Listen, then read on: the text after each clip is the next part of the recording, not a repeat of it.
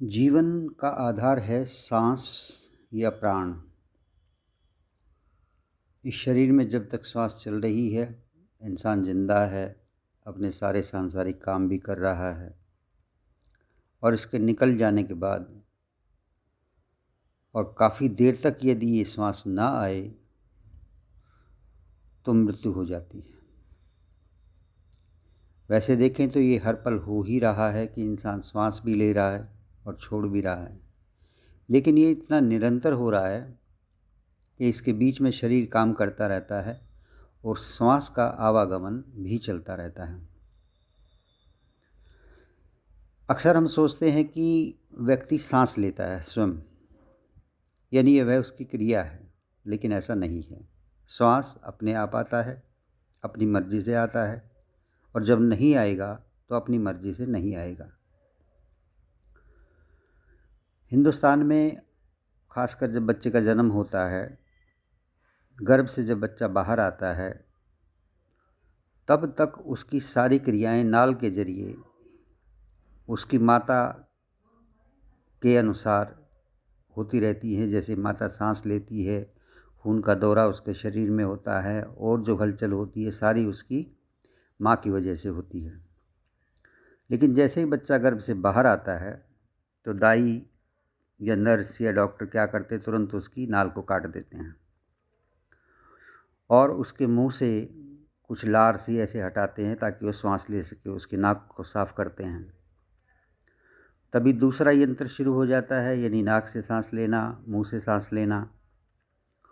नाल कट जाती है, माता से उसका कोई संबंध नहीं रहता, यानी उसकी जो अपनी मशीनरी है वो चलने लग जाती है।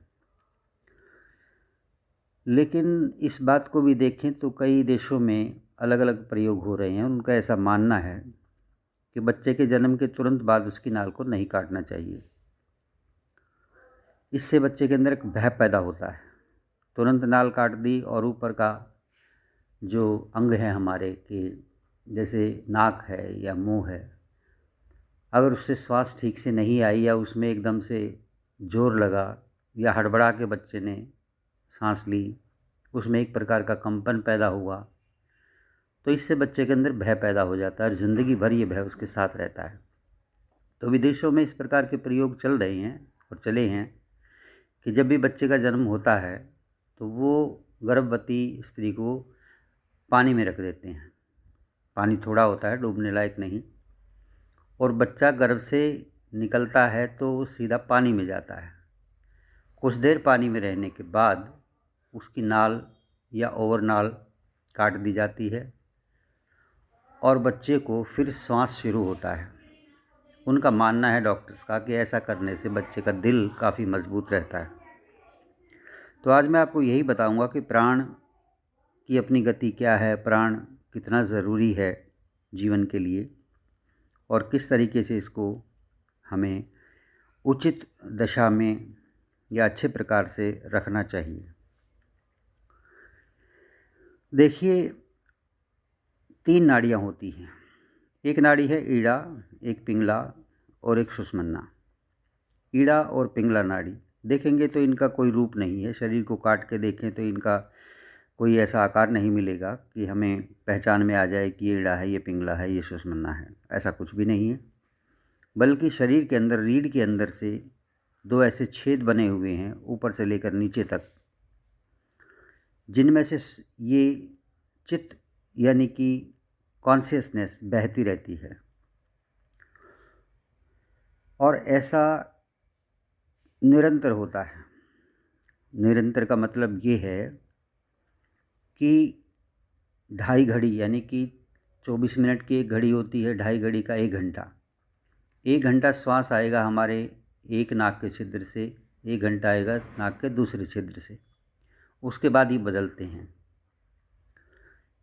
तो श्वास सुषुम्ना नाड़ी से बहना शुरू हो जाएगा, यानी दोनों नाक से सांस आएगा कुछ मिनट के लिए और बदल के फिर दूसरी नाड़ी में वो परिवर्तित हो जाता है। मैं आपको ये समझाना चाहता हूँ कि ये जो दोनों नाड़ियाँ हैं, जो ये रस्सी की तरह से एक दूसरे से लिपटी हुई हैं, जैसे बिजली के तार होते हैं। लिपटी हुई भी नहीं है, लेकिन लिपटा हुआ उनका जो करंट है, उनके अंदर से बहता हुआ चित्त है, कॉन्शियसनेस है, चेतना है, मैं उसकी बात कर रहा हूँ। ये इसी तरह से बहती है और मूल आधार तक जाती है। मूल आधार के पास है कुंडलिनी। कुंडलिनी भी उसका कोई आकार नहीं है, लेकिन श्वास वहाँ जाकर टकराती है और वहाँ से फिर वापस हो लेती है। इसी आधार पर जीवन चलता रहता है।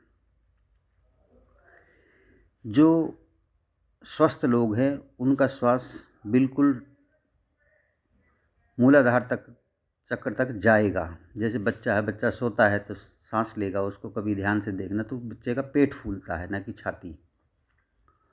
पेट फूलने का मतलब ये है कि सांस उसकी बिल्कुल मूलाधार तक जा रही है, जननांग के पास जो कुंडलिनी है वहाँ तक जा रही है।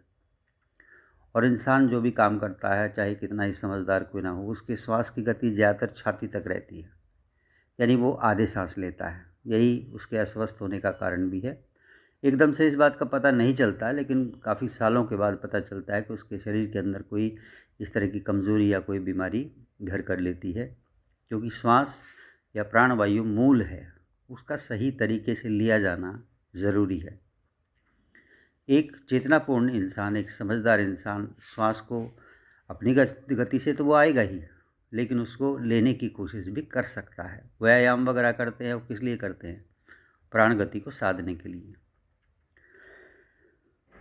तो अब देखना ये है कि ये श्वास कहाँ से कहाँ तक चलता है और इसके साधना में क्या फ़ायदे हैं।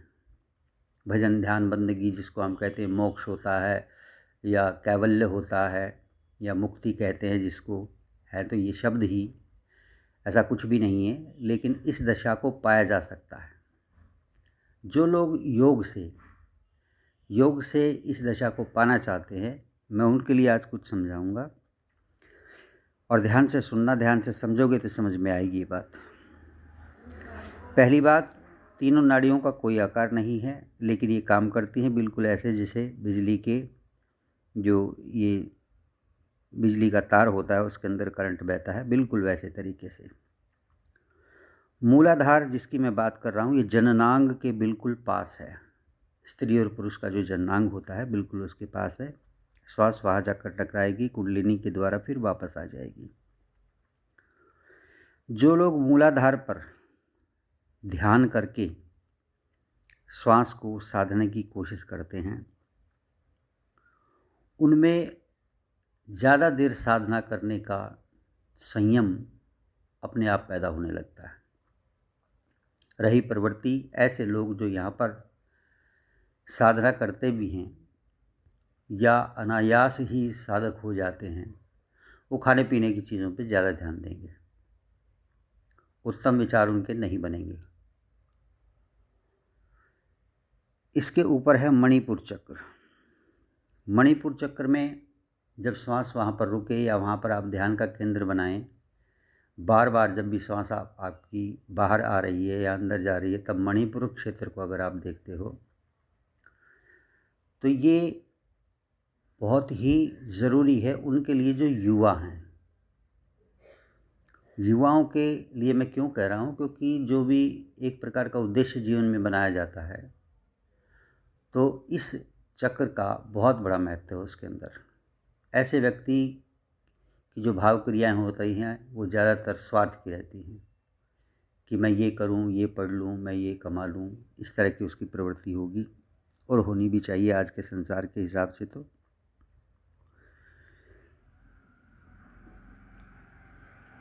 ऊपर से सहस्त्रार चक्र पे आते हैं।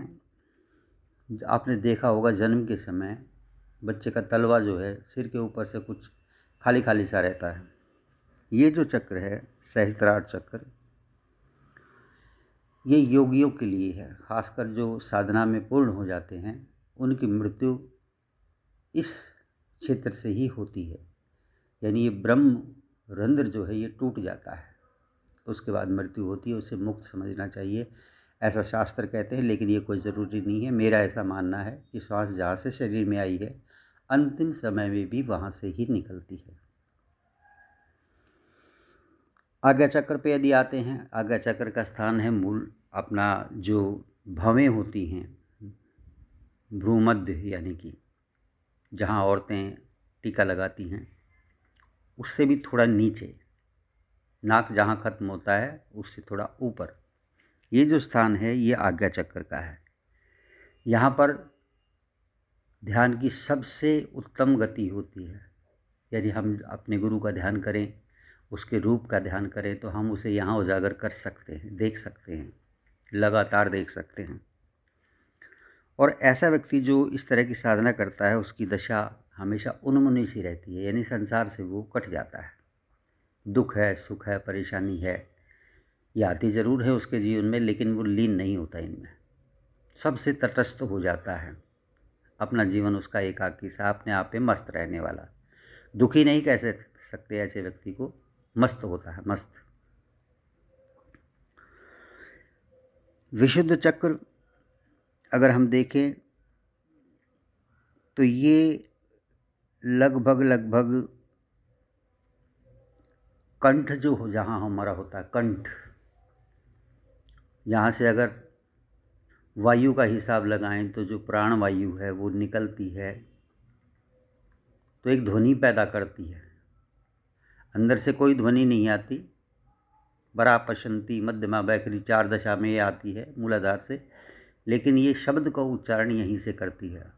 मुंह की बनावट कुछ इस तरीके से है, कुछ जीभ का साथ लेते हुए शब्द का उच्चारण यहीं से पैदा होता है।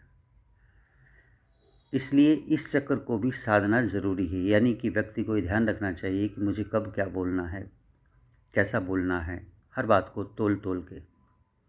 और इस केंद्र पर जिनकी साधना होती है, सरस्वती वगैरह तो नहीं कहूँगा, सरस्वती का निवास होता है, लेकिन उनकी वाणी में एक प्रकार की बहुत मधुरता आ जाती है, शीलता आ जाती है और लोग उनसे प्रभावित होने लगते हैं।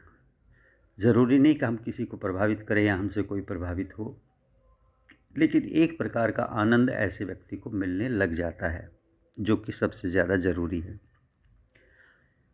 छाती का जो बीच का हिस्सा है या थोड़ा नीचे जाएं, यहाँ पर अन्न आहट चक्र है, यानी श्वास यहाँ पर एक प्रकार की आहट पैदा करता है, लेकिन दशा पैदा होती है अनाहट की। इस दशा में इंसान, या यूँ कहूँ कि ज़्यादातर जितने भी प्रेमी होते हैं, प्रेमी का मतलब ये नहीं कि स्त्री का पुरुष से प्रेम, पुरुष का स्त्री से प्रेम, केवल इतना नहीं, बल्कि जिसका प्रेम होता है, किसी का धन में है, किसी का वैभव में है, किसी का किसी बहुत बड़े पद में है, कोई सोचता है मैं बहुत बड़ा मकान बना लूँ, कोई कहता है, सोचता है कि मैं एक अच्छा सा बंगला बना लूँ कहीं जाके, या कुछ भी चीज़ जो भी हम मन में लाते हैं और उसके प्रति दीवाने अगर हो जाते हैं तो ये दशा आती है। संतों ने इसको अष्टकमल का स्थान भी कहा है। अष्टकमल यानी 8 कमल की फकुड़ी जैसा यहाँ पर एक केंद्र है, जहाँ पर रुका जा सकता है, ध्यान किया जा सकता है, श्वास की प्रवृत्ति को यहाँ रोका जा सकता है। और जो प्रेम में होते हैं उनकी लीनता का भी यही कारण है। हृदय से उनका लगाव रहेगा, जिससे भी रहे, मस्तिष्क से लगाव नहीं करेंगे वो किसी से भी। अगर कोई करता है तो उससे वो धीरे धीरे दूर हो जाते हैं। ऐसा इंसान स्वार्थी नहीं हो सकता, हमेशा परमार्थी होता है। देने की कोशिश करेगा, छीनने की कोशिश कभी नहीं करेगा।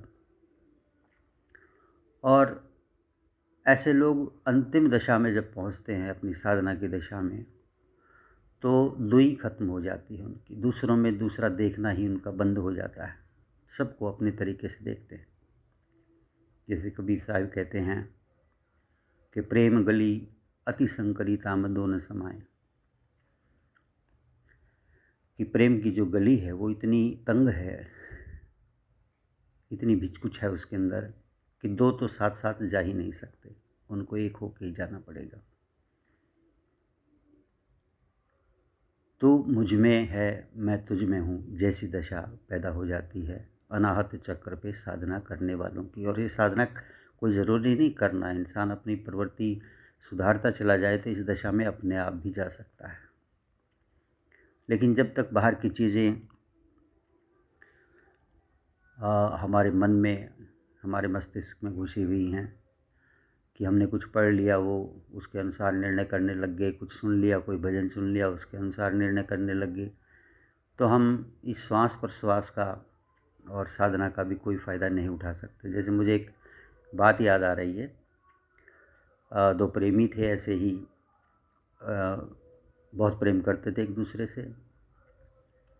तो जो पुरुष था उसकी नौकरी लग गई, वो काफ़ी किलोमीटर दूर चला गया अपनी प्रेमिका से, और लेकिन उसने एक वादा किया कि मैं हर रोज़ तेरे को एक पत्र लिखूंगा। वो मान गई। पहले तो ज़िद की उसने कि नहीं, मैं नहीं रह सकती आपके बिना। ये जो इस तरह की ज़िद होती है, ये एक प्रकार की वासना है, इससे भी दूर होना चाहिए। कोई दूर है और प्रेम है अगर उससे, तो प्रेम ही है, शरीर होना ज़रूरी नहीं है। खैर, वो चला गया। डेली वो क्या करता कि एक पत्र लिखता, डेली उसको पत्र मिल जाता, वो पढ़ती रहती। उसने 2 महीने का वादा किया था, कई महीने बीत गए, 4-5 महीने बीत गए। अब वो दुखी हो गई, रहा नहीं गया, तो वो वापस उसी के पास ही पहुंच जाती, उस एड्रेस पे। दरवाजे पे जाके खड़ी होती तो पत्र ही लिख रहा था। उसको और क्या काम, जब भी ड्यूटी से आता तो शाम के वक्त खाना वाना बाद में खाएगा, पहले पत्र लिखेगा। पत्र लिखता रहा। वो खड़ी रही। घंटा बीत गया, 1.5 घंटा बीत गया, 2 घंटे बीत गए, वो उसमें लीन, पता नहीं क्या क्या लिख। और प्रेमियों का हाल भी ये होता है, पता नहीं क्या क्या लिख देते हैं, क्या क्या उनके मन में आता रहता है। वो लिखता रहा। वो धीरे धीरे उसके पास ही पहुंच गई, पीछे जाके खड़ी हो गई। तो अचानक फिर उसने आवाज़ दी। उसने देखा कि भाई पत्र पूरा हो गया। उसने लिफाफे में पत्र डाला, खड़ा होने लगा, देखा कि वो तो साथ में खड़ी है, पीछे खड़ी है।